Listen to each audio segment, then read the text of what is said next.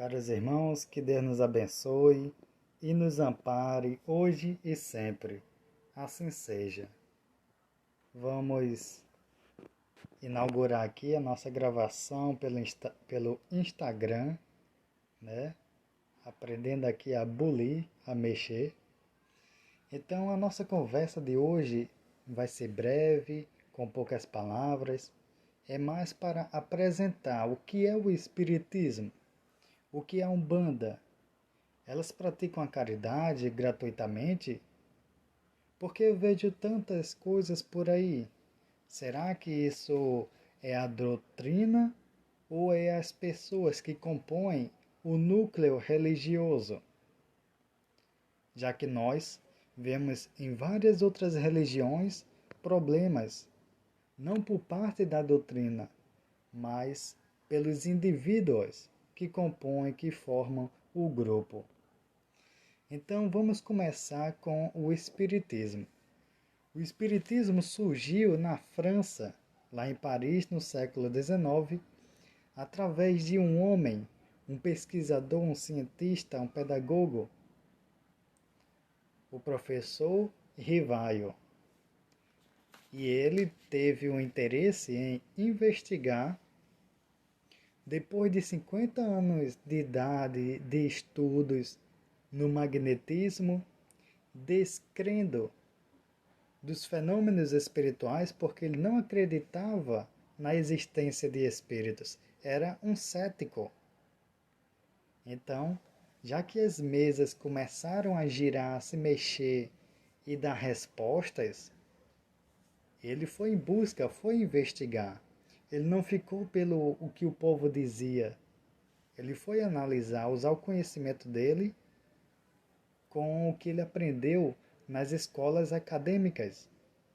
Todo efeito tem uma causa.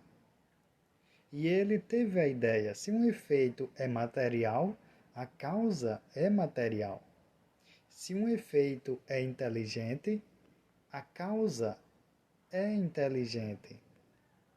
Então, Allan Kardec, quando conhece essa nova revelação, porque o Espiritismo é a terceira revelação de Deus aos homens, aos seres humanos. A primeira revelação foi Moisés. A segunda,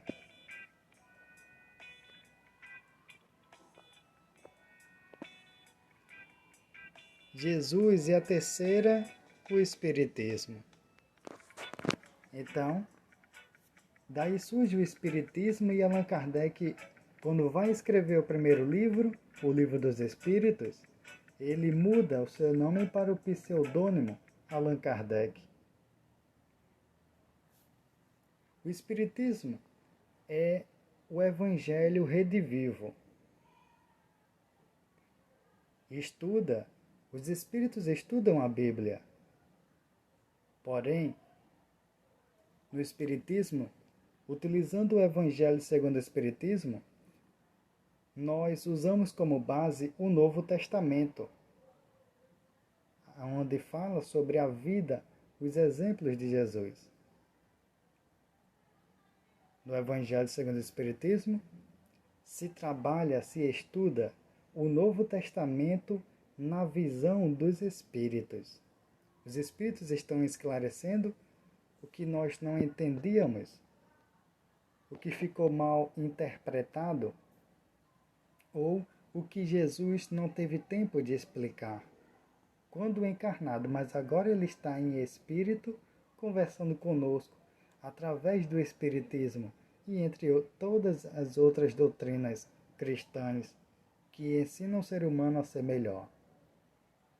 Então está aí o Espiritismo. Não tem roupas específicas, não tem rituais, não tem dogma nem ortodoxia. É uma fé raciocinada, onde a gente compreende primeiro para depois acreditar. Um dos exemplos de espíritas é Chico Xavier. Ele veio continuar o mesmo trabalho que iniciou como Allan Kardec. Allan Kardec lá na França e Chico Xavier aqui no Brasil. O Espiritismo é uma doutrina dinâmica. Ela teve o ponto, a palavra inicial, mas ela não teve a palavra final. É uma doutrina dinâmica, está sempre se atualizando. Já sobre a doutrina de Umbanda, ela vem surgindo como oficializou, vem surgindo aqui no Brasil em 1908 através de Zélio Fernandino de Moraes. Zélio, dentro de uma federação espírita, ele recebeu a entidade de um caboclo, de um índio, e teve a vontade, ele se levantou da mesa, botou uma rosa. Foi buscar uma rosa, uma flor lá fora e colocou na mesa. Porque as pessoas ficaram assustadas, porque era norma, era regra da casa permanecer na mesa. Ele tinha seus 15, 18 anos de idade e foi convidado a sentar na mesa. Durante a reunião, ele se levantou e trouxe uma flor para embelezar o ambiente, para trazer mais vida. E aí começou as comunicações de pretos velhos e de índios dentro de uma federação espírita no Rio de Janeiro. Zélio e o espírito, que era um espírito de luz, amoroso, que preferiu usar uma vestimenta, uma aparência, se apresentar como índio. Os espíritos se apresentam como quer. Vendo preconceito, vendo que não foi bem recebido, mas também não desejando mal, convidou a todos ali presentes para que no dia seguinte, dia 15 de novembro, participassem, conhecessem da nova religião que iria ser formada aqui no Brasil. E surgiu uma casa de oração. Era assim chamada as casas de Umbanda no início. Era uma casa de oração. Casa de trabalho espiritual, mais ou menos assim. No início, a Umbanda precisou utilizar o nome espírita no nome da casa, porque era uma doutrina nova aqui no Brasil e não se conhecia, não era registrada ainda. Então utilizava casa espírita, caboclo fulano de tal, casa espírita de Xangô, porque a Umbanda ainda não era registrada. Naquelas épocas houve muitas perseguições, como também os espíritas. Quando chegou o espiritismo aqui no Brasil, houve muitas perseguições. O espiritismo era pregado, as reuniões de doutrina espírita eram em garagens, eram escondidas, porque não tinha liberdade de expressão naquela época. Nem o espiritismo podia ser falado, quanto mais sobre a Umbanda. Então, o preconceito era muito grande, tanto da parte do espírita como também do umbandista.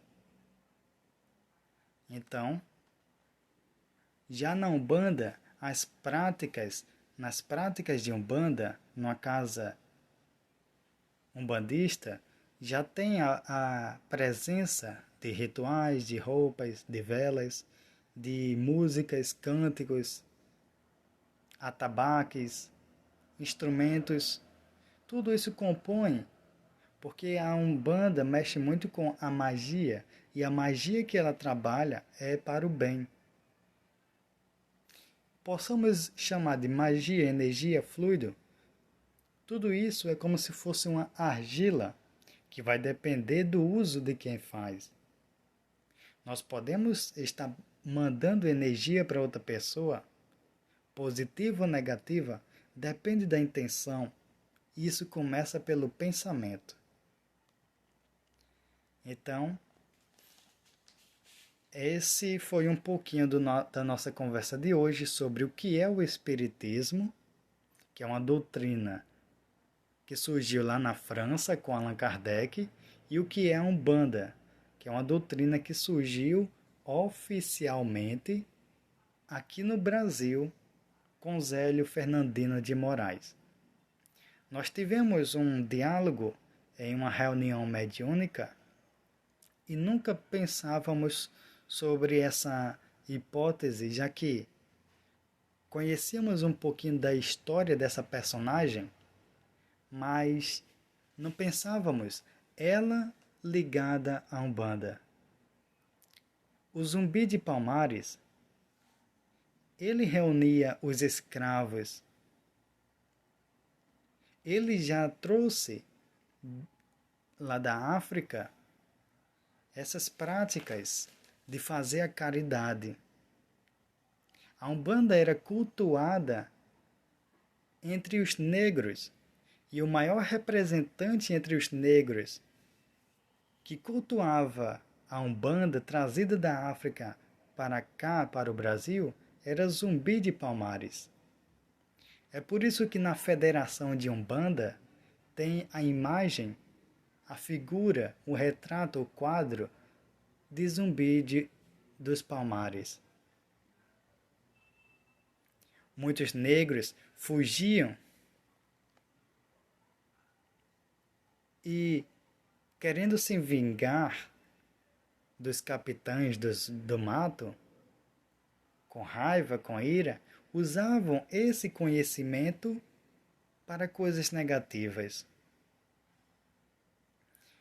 Aqui no Brasil, quando iniciou a Umbanda, tinha muito trabalho a ser feito, principalmente por parte dos próprios negros. Nós acompanhamos essa história no livro Tambores de Angola, como outros livros também. Mas o livro Tambores de Angola vai esclarecer um pouco sobre isso. Muitos negros trouxeram esse conhecimento, essa prática amorosa da Umbanda. Mas alguns que fugiam, quando escravos, fugiam com raiva, querendo se vingar, então fazia magias negativas. Aqui no Brasil, ficou uma energia muito pesada. Houve muito trabalho, muita limpeza, muito esclarecimento. E Zumbi dos Palmares é um dos representantes maiores na Umbanda e é pouco falado. Aquele caboclo que incorporou lá na Federação Espírita, lá no Rio de Janeiro, ele quis se identificar como Caboclo das Sete Encruzilhadas, porque, segundo ele, não haveria caminhos fechados para ele. Ele foi um padre, foi um jesuíta, Gabriel Malagrida, mas ele preferiu utilizar a roupagem de um índio, um simples. Porque lá na época de padre, ele fazia a caridade, ele era médium. Mas pegaram ele, julgaram como bruxo, como feiticeiro, alguma coisa assim, e mataram. Ele reencarnou como índio, prestando a caridade. Se redimiu, é um espírito de luz, nem precisa mais reencarnar. E veio, através de Zé de Moraes, fundar as primeiras casas de Umbanda. A primeira casa se chama Tenda Espírita Nossa Senhora da Piedade. Como Maria de Nazaré acolhe todos os filhos indistintamente. É uma casa que acolhe todos, independente da cor, do que tem no bolso. se tem pince, se tem tatuagem. Olha pelo coração, como Jesus nos ensina. Então tá aí um pouquinho sobre o Espiritismo e sobre a Umbanda. Duas doutrinas que pregam a caridade, que falam e devem falar sobre Jesus, porque Ele é a causa, é a base dessas duas doutrinas estarem funcionando aqui no Brasil e em todo o planeta Terra. Agradecemos a todos os irmãos que nos acompanham. Iremos fazer outras lives, essa foi a primeira experiência aqui pelo Instagram. E todos os dias às 21 horas estaremos juntos, conectados. E também em orações.